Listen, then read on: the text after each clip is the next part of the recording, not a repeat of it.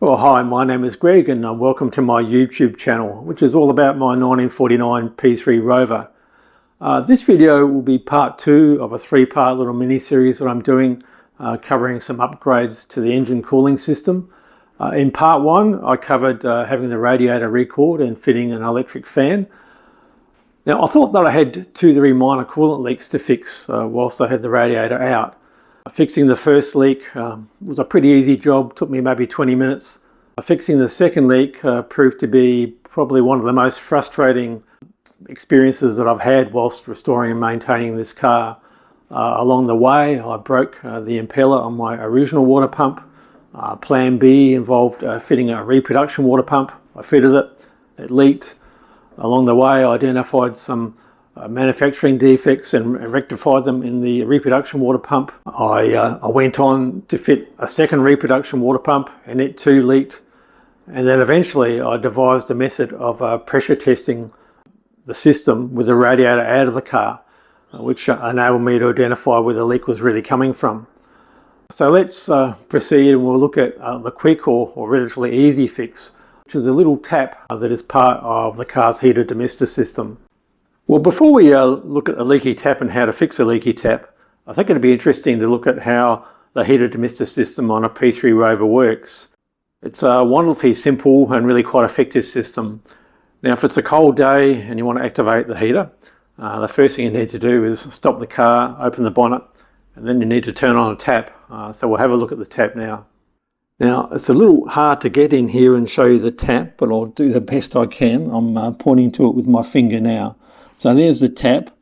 Now once the tap is turned on, it allows the heated water to flow through these copper pipes, which direct the water to the car's heater box. Now to describe what happens next, I'll need to show a photo. So here is a close-up of the heater box. Behind the heater box, there's some ducting built into the bulkhead of the car, which directs the heated air into the car's cabin. And there's a few other things to note as well. If you look top and bottom on the sides, there's flexible black tubing that takes hot air to the car's windscreen for demisting. Also there's a fan built into the unit as well for fan boosting. So okay, we've got hot water flowing through the heater box, but we need to heat the air in the car's cabin. So to do that, fresh air is, as you're driving along, fresh air is collected from this corner of the grille here, and then it flows along this beautifully made ducting tube, which ends up directing air to the heater box. Now, if you recall when I was talking about the heater box, there's ducting behind the heater box that directs air into the cabin. Now, there's just one more thing I need to do now just to finish off this overview, but we'll need to look in the cabin. There are a couple of things to show inside the car. I'm going to have to get right under the dash now and show you this lever. And as I operate this lever, it opens and closes the air vent. And finally, there's one other component to the system. The airflow can be fan boosted by operating a switch here. It's a little noisy, but I'll try it out. Oops, got to turn on the ignition first.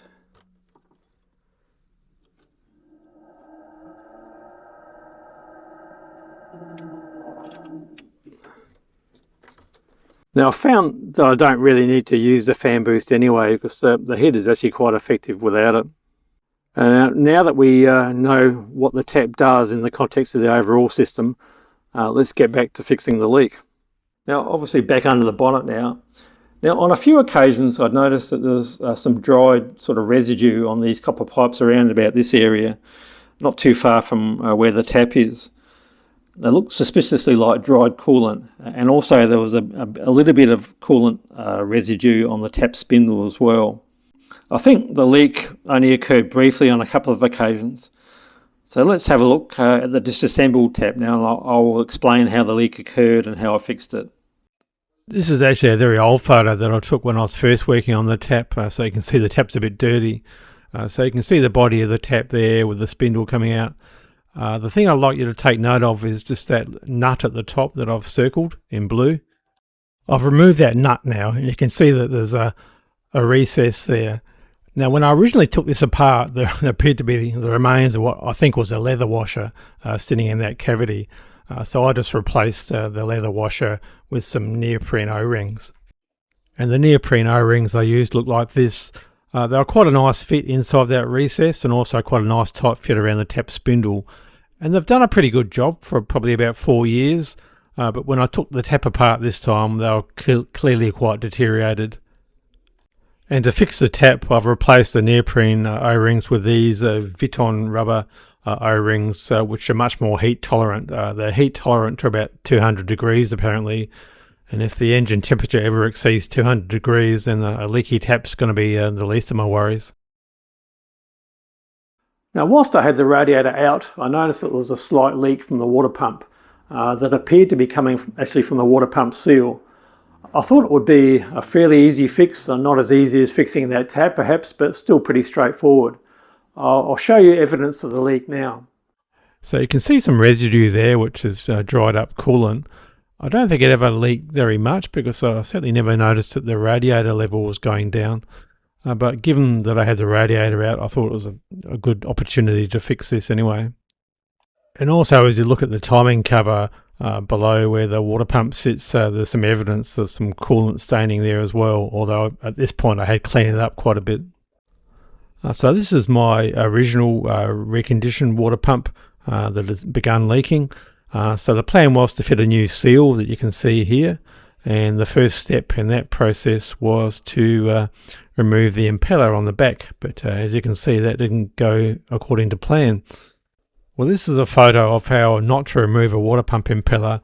I used just a standard wheel puller because that's what I had at hand. The manual does refer to using a particular extractor tool and gives a part number for it, but I don't think you could probably get that tool anymore. Anyway, I knew I was taking a bit of a risk, to be honest, so I tried just a little bit of pressure first, and I thought, nah, that didn't work, so I tried just a little bit more, and sure enough, it broke. Fortunately, I had this reproduction pump that I originally purchased back when I got the engine running for the first time about 10 years ago. I decided to fit it to the car again, mainly because it was available. I had it sitting in my shed, and it worked okay back in 2016. Also, I wasn't keen on sending this original pump back to the UK due to the time and expense involved.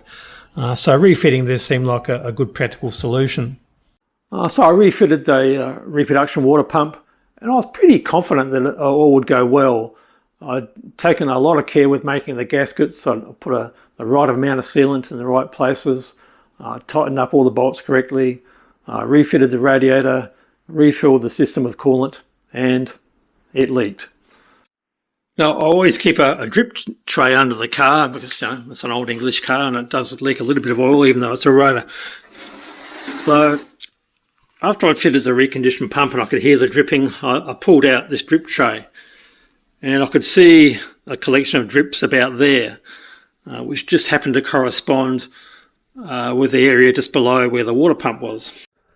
I stood there for a while and I could continue to hear the drips hitting the tray. It wasn't too bad, maybe one drip every 20 seconds or so. But anyway, that was disappointing. Well, now at this point, I was reasonably confident that the reproduction water pump was okay. I mean, it worked fine when I'd last used it, albeit that was quite a while ago. So I was thinking, I must have done something wrong when I fitted it, but I just wasn't sure what that something was. Now, it was hard to tell where the coolant leak was coming from exactly, apart from, as I already mentioned, it seemed to be from the general vicinity of the water pump. So I somewhat reluctantly decided to drain the coolant out of the system again, to remove the radiator again, so that I could get a clear, unimpeded view of the pump and hopefully see where the leak had been coming from.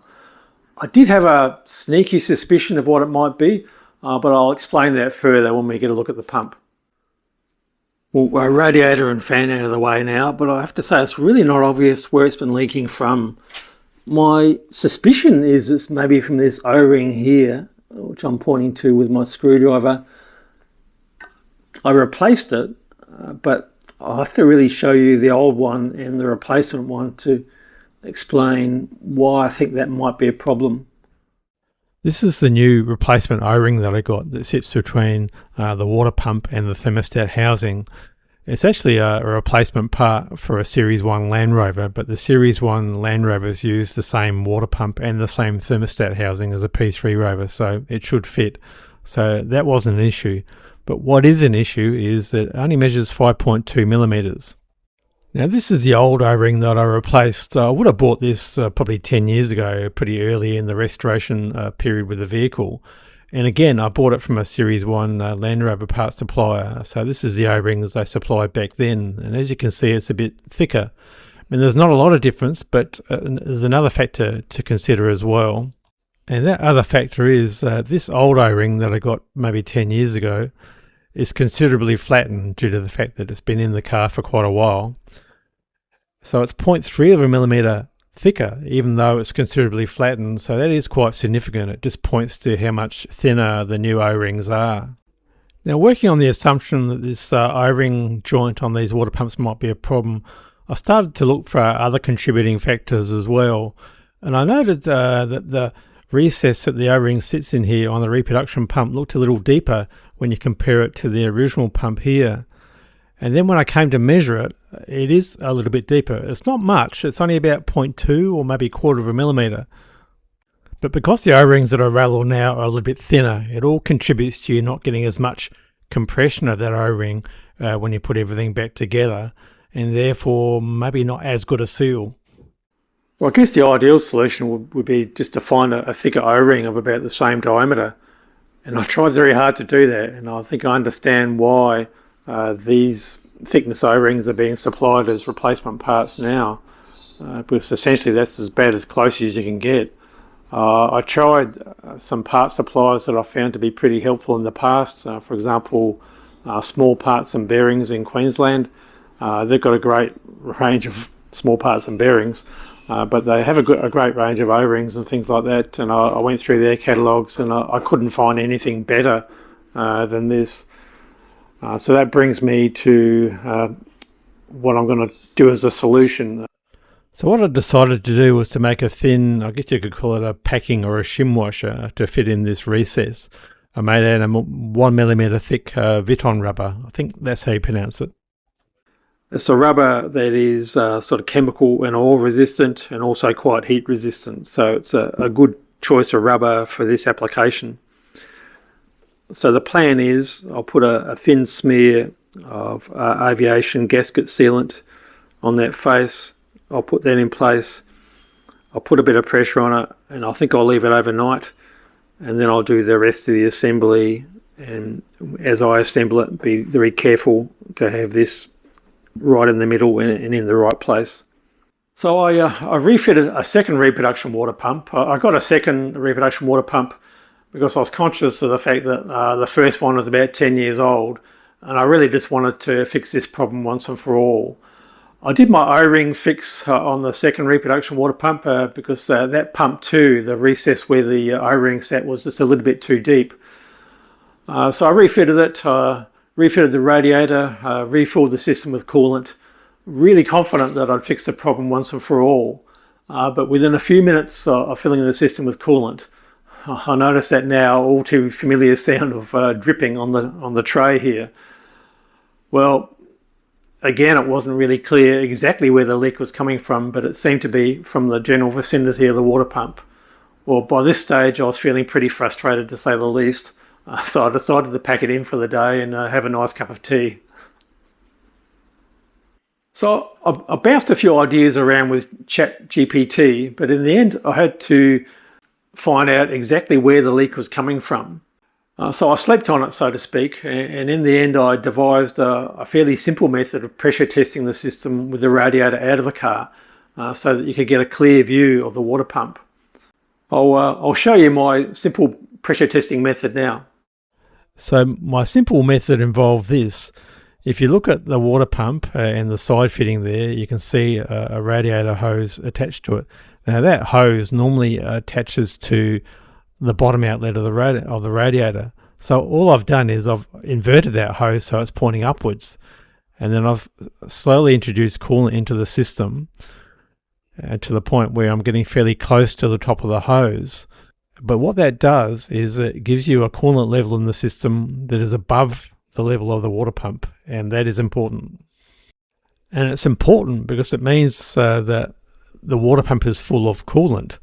It's only under static pressure, but it was leaking under just static pressure when the radiator was in. So I'm hoping it'll do the same now. It'll leak from the same place that it was before, and now I'll be able to see where it's leaking from. Now, I did hear a suggestion that you could sprinkle some talcum powder on the area where you thought there might be a leak, and that would help reveal where it is. I didn't have any talcum powder, so I used flour. It's a bit messy, but it worked, and it did help reveal where the leak is coming from, and it was coming from 3 bolts. And you can see it quite clearly in this photo, and as you can see, it's weeping out from underneath the bolt heads. Now, I have to say this simple method of pressure testing saved the day. Because if you look at the pump with the radiator out of the way and with no coolant in the system, this is what you see. In this photo, I've marked the bolts that were leaking, but without coolant in the system, you would never have known. Well, I finally knew where it was leaking from, which was a bit of a relief. But as I thought about this, it reminded me of a show that I used to watch when I was a child by Professor Julius Sumner Miller. And whenever he was explaining some piece of physics, he would exclaim, "Why is it so?" And I was asking myself exactly the same question here, but perhaps more to the point, why is it that the reproduction water pumps are leaking this way, whereas the original water pump didn't? Also, I'll never be completely sure whether the O-rings were a problem after all, but however, given some of the issues that I've already identified with the O-rings that you get now being a little thinner, and the recess where the O-ring sits on the reproduction water pumps being a little deeper, I still think that's a weak point and definitely an issue worth fixing, I think. So this "why is it so" question got me thinking, what is different about these reproduction water pumps compared to the original? So let's look at that now. So if we measure the mounting hole on this reproduction water pump with my vernier caliper here, we've got a measurement of 7.31, and if we measure this original pump, we've got a measurement of 6.53. I did do like an average measurement over all the holes, and I found that on average on the reproduction pump the mounting holes were 0.8 of a millimetre bigger, which is quite a bit. Another difference, although it's not so evident on this particular reproduction water pump, it's more evident on the reproduction water pump that I ended up using, is that the holes aren't counterbored very well. And in the case of the second pump, I don't think they're counterbored at all. So if you look at this original pump, they're quite nicely counterbored, which means that you have a nice flat face there. But to fully answer the "why is it so" question in regard to the leak, we also need to look at how the pump is mounted. Now, just looking carefully at the mounting holes for the water pump now, I'm pointing at one of the mounting holes, and the thing I'd like to note is that these are through holes, and by that I mean the hole is drilled right through into the water gallery. So if we look at this first reproduction water pump that I have, and you look at the mounting bolts, these are the lengths of the mounting bolts that I use. So this mounting bolt goes right through the through hole on the front of the engine, and then the end of the thread actually sits immersed in the water jacket.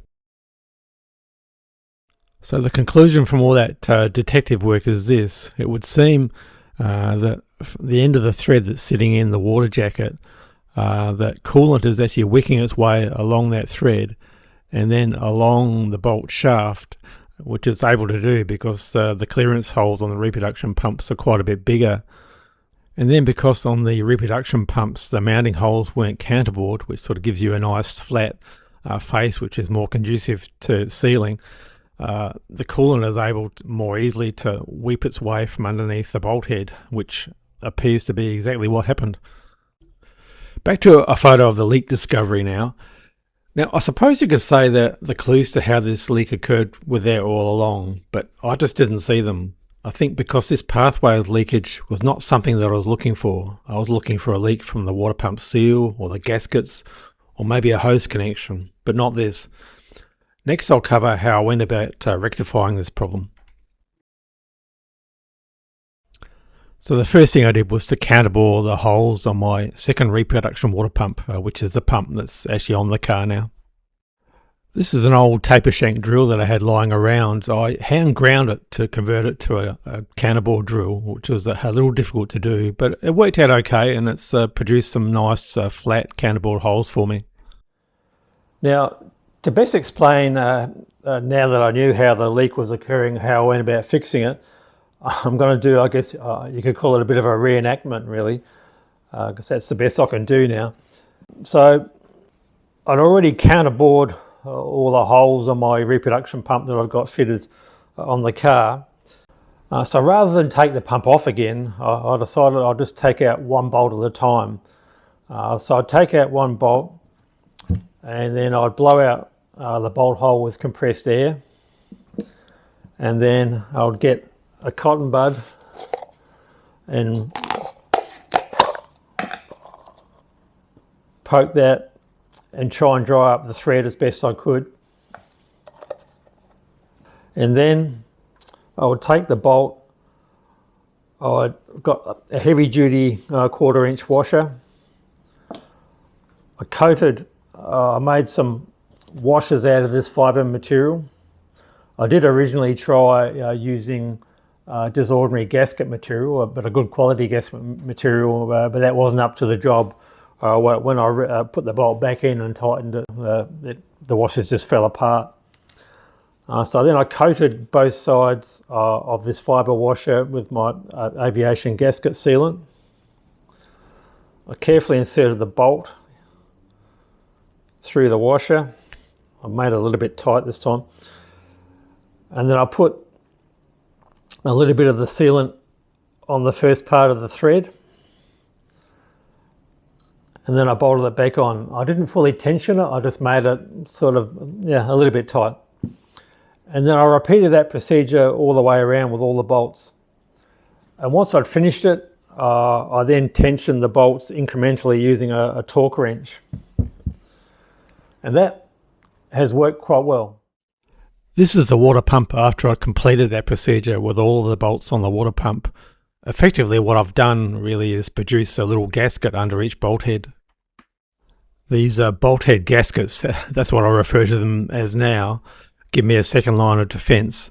So for the coolant to leak out, it needs to get past the mounting bolt thread that now has sealant on it, and it also has to get past these bolt head gaskets. So with all the fixes I've explained done to the water pump, I refitted the radiator for the 4th time, refilled the system with coolant, and I'm very pleased to say no leaks. I've also test driven the car and still no leaks. So very happy with the outcome in the end. This is what the drip tray looks like several weeks after the fix, and it is a beautiful sight. Well, hi again. I'll sign off on this video shortly. Thanks for watching. I hope you enjoyed the journey of discovery with me in this particular video. In my next video, I'll cover doing a test drive in the car to show how the upgrades to the engine cooling system are working. There might be a little delay in that. At the moment, I'm doing some other work on the car. I noticed I had a bit of a squeak. I thought it was a fan belt. It might have been the generator. Anyway, I've decided to replace the fan belt, but the replacement fan belt that I got doesn't fit. So I'm getting a second fan belt, but this time from the UK. So that might take a couple of weeks to arrive. So once I've got that, we'll do a test drive. So I hope to see you then. Bye for now.